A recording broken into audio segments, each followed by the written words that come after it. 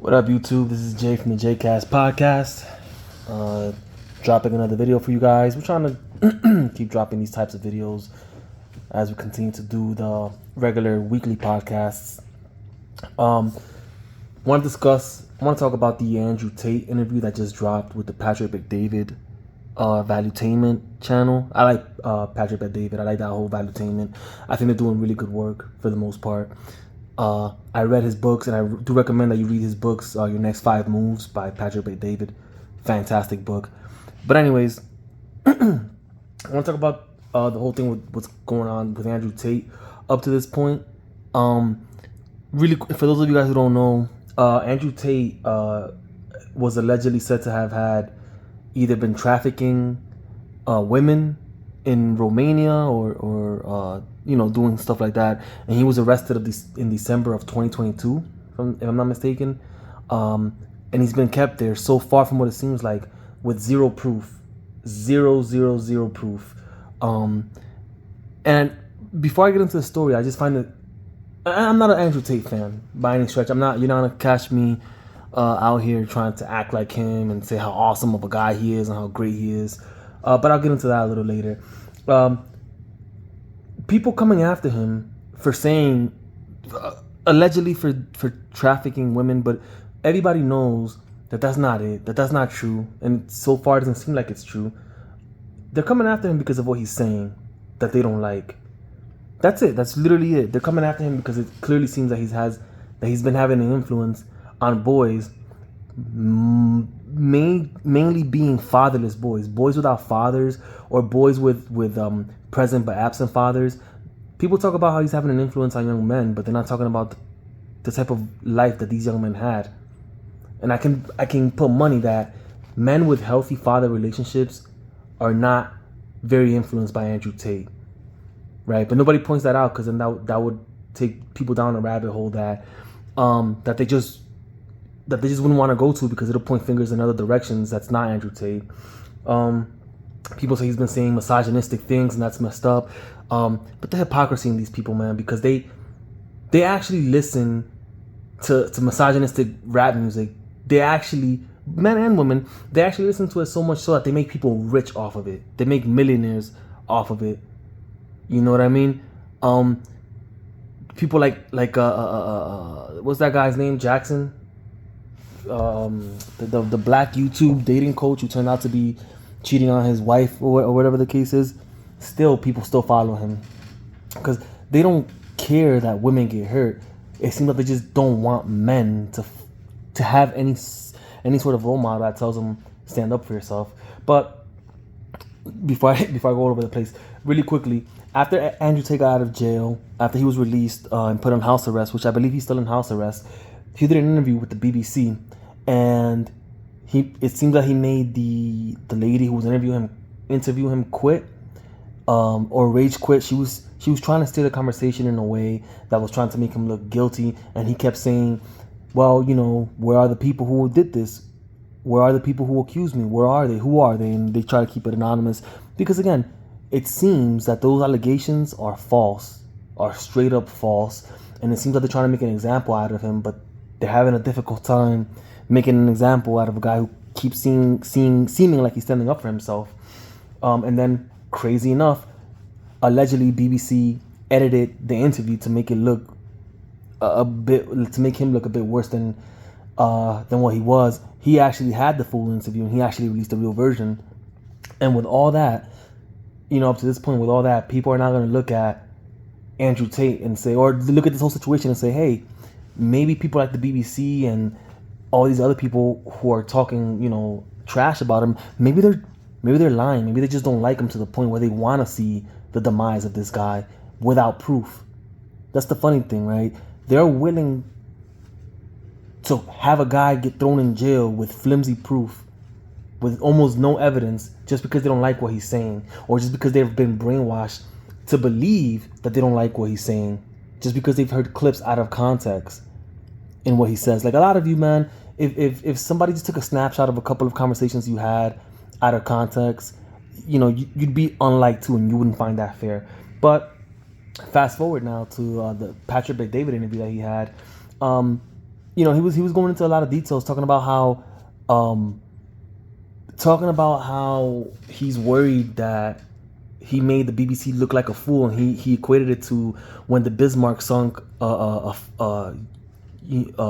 English flagship battleship, and how once they did that, the Bismarck knew it was going to go down because England was going to spare no expense to get revenge based off of that humiliation.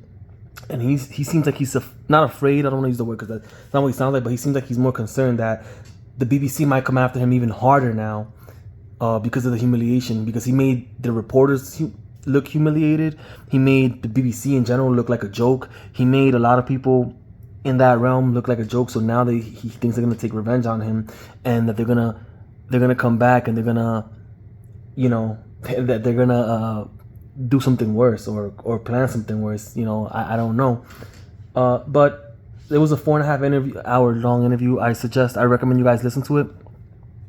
I want to get into something here that not many people talk about, and I've said this before, but I believe that Andrew Tate and Jordan Peterson are different sides of the same coin when it comes to men's health and just talking to men. You have two guys, right? The parallels that I draw with these two guys. You have two guys who came to prominence by kind of bucking the system a little bit in terms of not complying, in terms of kind of standing up for themselves and telling men. They were telling people, but it seems that the message resonated more with men. Stand up for yourself. Don't take nonsense. Don't get taken advantage of. Do something difficult. Do something hard. I can see how that sounds, but do something that is challenging as a man.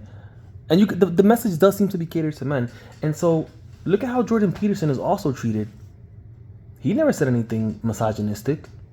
He never said anything about how to treat women in a even jokingly. Like, people claim that Andrew Tate was joking when he said a lot of misogynistic things. Even jokingly, Jordan Peterson never said that. But Jordan Peterson seems to kind of be looked at by mainstream media the same way people look at Andrew Tate. And Jordan Peterson is an accomplished psychologist. Andrew Tate is an accomplished MMA fighter. These guys are accomplished men who seem that their only crime is telling men to push back on society, right? And so I think, a lot of people say, well, we need better male role models because these guys aren't it. Maybe, right? But again, that's a different conversation. And if you go down the rabbit hole deep enough, and maybe I'll do another video on that, but if you go down the rabbit hole deep enough, you'll find out that the reason these men don't have good role models to begin with might be deeper than what people. I'm not gonna put any blames. Maybe in the future I'll do another video on that. But the point of view, what I'm trying to say is this: watch that Patrick Bet-David interview. Andrew Tate does seem a little concerned because it's basically, if you're being attacked by supposedly a bigger person or a famous person, and you attack back, and you made the bigger famous person look like a fool, and now the person's really gonna come back because their ego's bruised. That's what he seems more concerned about that. The point of view I'm trying to say is this: if you guys are talking about in a public setting, in a social setting, if you guys are talking about Andrew Tate, okay, or Jordan Peterson for that matter, and they tell you that Andrew Tate is a misogynist and he doesn't like women or whatever the case is, ask them, did you watch the BBC interview? And did you watch the Patrick Bet-David interview? Okay? If they didn't do any of that stuff, there's no point in continuing the conversation with those people because they clearly are being told what to think about Andrew Tate by something else, and then faking the fact that they actually came to those conclusions by doing some deep thinking, which they didn't. Same thing with Jordan Peterson. Whenever they say something about, oh, he's a far-right extremist or whatever the case is, who's a misogynist, ask them, did you read the 12 Rules of Life? Did you read 12 More Rules of Life? Did you watch hours of his lectures? Did you watch even 1 hour of his lectures? Did you do any of that stuff? And you'll find most of the time that the answer is no. So then, if you didn't read or watch or listen to somebody on something, why do you have an opinion of them without you yourself going into it? These are the same people who disregard people's religious experiences because they themselves can't prove it or they didn't see it, but then go ahead and accept somebody else's take on Andrew Tate without even seeing anything that Andrew Tate or Jordan Peterson has actually said personally for themselves. You know? So, guys, watch the BBC interview. Watch the Patrick Bet-David interview. It was really good interview. And just make your own conclusions, man. Make your own conclusions. He said something, one last thing before I go. He said something that was really interesting. He said that, or was it Candace Owens, one of those people who said, people are afraid that the freedom of speech is being taken away. And it's more nefarious than that. They're not taking your ability to free speech. It's worse. They're taking your ability to speak the truth, the objective truth. That's something to be concerned about. So once again, guys, give that interview with PBD and BBC a watch and come up with your own conclusions. Come up with your own conclusions. Don't let anybody tell you what to think. You guys are better than that. Don't let nobody tell you what to think. Take care, guys.